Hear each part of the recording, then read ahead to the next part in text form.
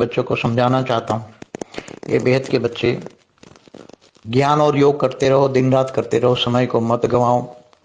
आज नहीं तो कल, नहीं तो परसों परम सत्य तो बाहर आएगा। असत्य की दुनिया में असत्य भरा पड़ा है, असत्य की दुनिया में असत्य भरा पड़ा है, एक कण कण में असत्य भरा पड़ा है। पूरा वायुमंडल को चेंज करना है।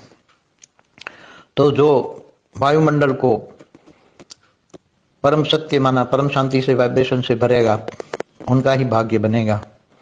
और बेहद के विश्व के लायक कौन बनेंगे? क्या भावनाओं में आने वाले बेहद के विश्व के मालिक नहीं बन सकते?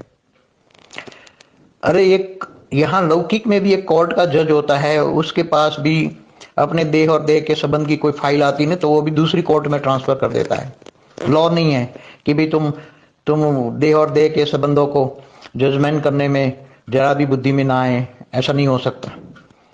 तो जब एक यहाँ कोर्ट में भी देह और देह के संबंध कोई जज नहीं दे सकता है, उसकी फाइल ही ट्रांसफर की जाती है, देह और देह के संबंधों की फाइलें ट्रांसफर की जाती है, वो जज खुद ही ट्रांसफर कर देता है। और तो यहां तो तुम्हें खुद का जजमेंट करना है, खुद के जज बनो। मैं ज्ञान, पहला सब्जेक्ट ज्ञान कितना समझ में आता है। नहीं तो माया बाहर बैठी हुई है, कोई ना कोई रूप में माया आ जाती है, कोई ना कोई रूप में माया आ जाती है। कितना समय हम अपनी ड्यूटी करते हैं, विश्व परिवर्तन के कार्य में हम लगे हैं, और कितना समय हम फालतू में वेस्ट कर लेते हैं। अभी मन का मौन धारण करके परम शांति के वाइब्रेशन फैलाने का वक्त है।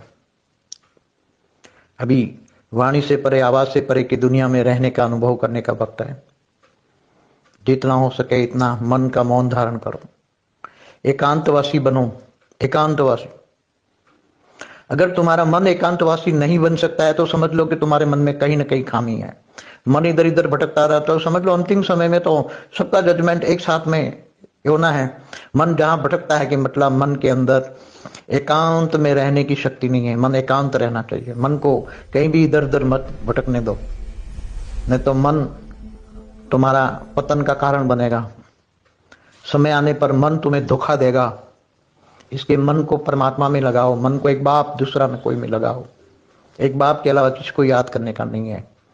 अगर बाप के अलावा किसी को भी याद किया तो वो समय तुम्हारा वेस्ट हो जाएगा।